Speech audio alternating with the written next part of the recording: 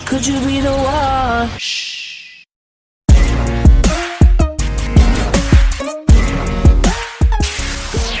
Hai, perkenalkan nama saya Maria Florentina Arjen.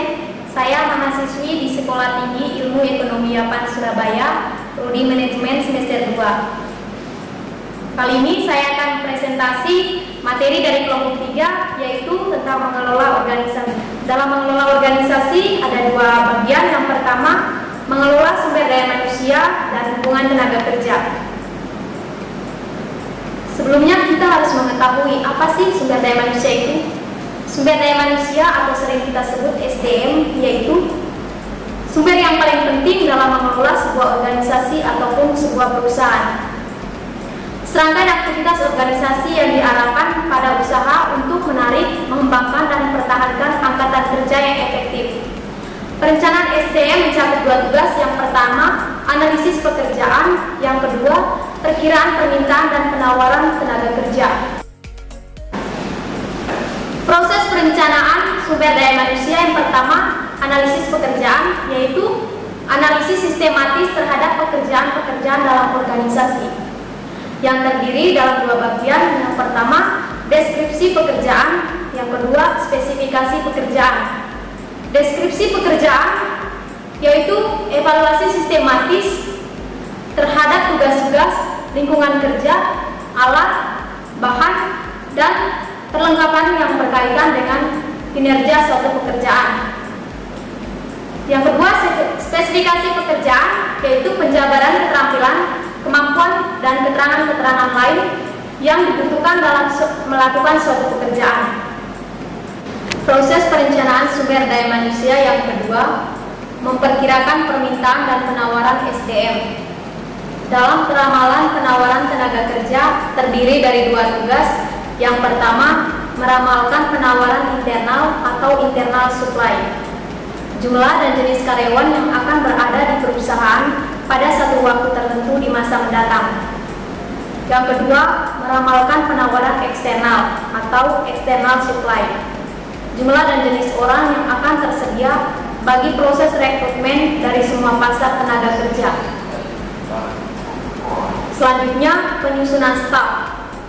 Penyusunan staf sebuah organisasi berarti merekrut dan mempekerjakan paduan orang yang tepat. Perekrutan merupakan proses untuk menarik orang-orang yang memenuhi syarat dalam melamar lowongan kerja. Yang pertama, perekrutan internal berarti mempertimbangkan karyawan yang ada sebagai calon. Kebijakan yang membantu membangun semangat kerja dan menjaga karyawan bermutu tinggi. Yang kedua, perekrutan eksternal dilakukan dengan memikat orang dari luar organisasi. Metode-metode perekrutan eksternal mencakup iklan lowongan, wawancara kampus, penggunaan agen kerja atau perusahaan pencari eksekutif, perekrutan serikat buruh, dan rujukan dari karyawan yang ada. Yang ketiga, proses seleksi untuk meramalkan keberhasilan kerja pelamar dan kemudian pekerjaan calon yang paling menjanjikan. Baik, terima kasih. Saya akan mengakhiri pembahasan pada bagian pertama. Pembahasan selanjutnya akan dibahas oleh Kak Andreas. Terima kasih. Oke, baik. Saya akan melanjutkan pembahasan yang kedua tentang mengelola sumber daya manusia dan hubungan tenaga kerja. Poin yang saya akan bahas yang pertama adalah sistem kompensasi dan intensif. Apa itu sistem kompensasi?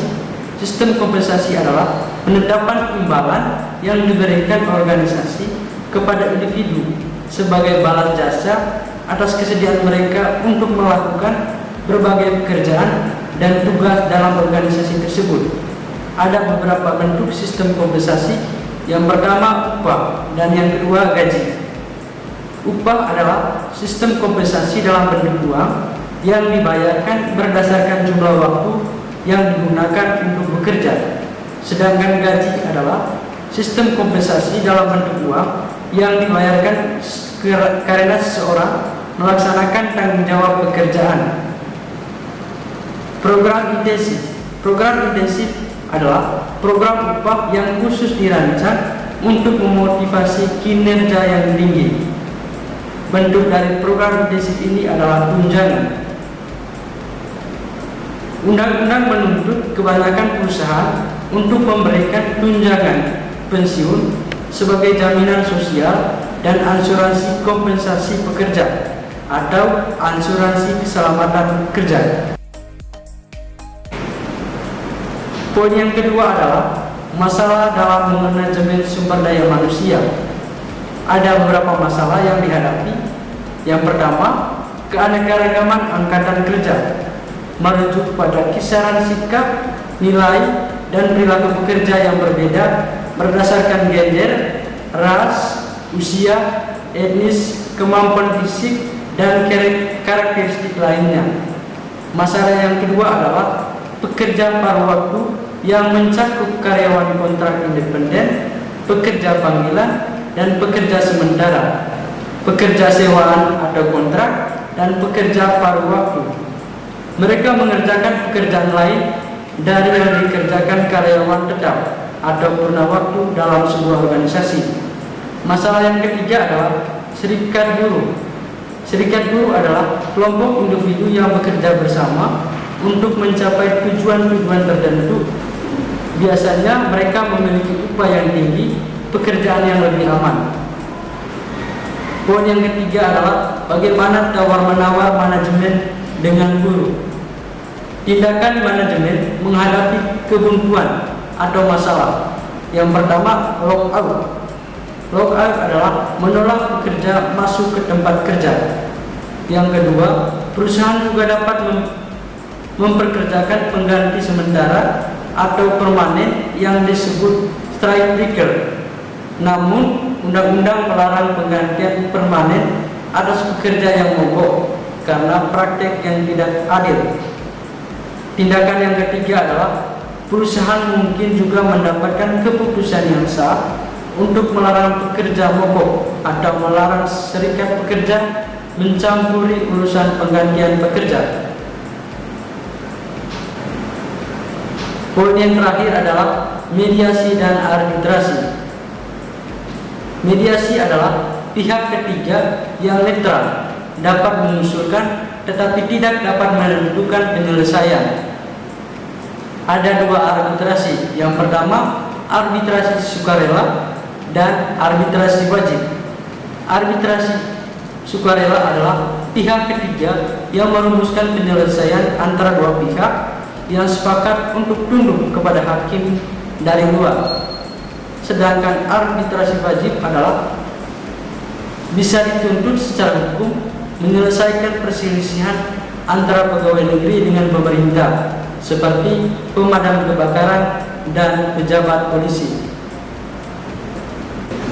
Oke, baik, dapat disimpulkan bahwa dalam sebuah organisasi sangat diperlukan memanajemen sumber daya manusia agar hubungan tenaga kerja dapat berjalan dengan lancar, efektif, dan efisien.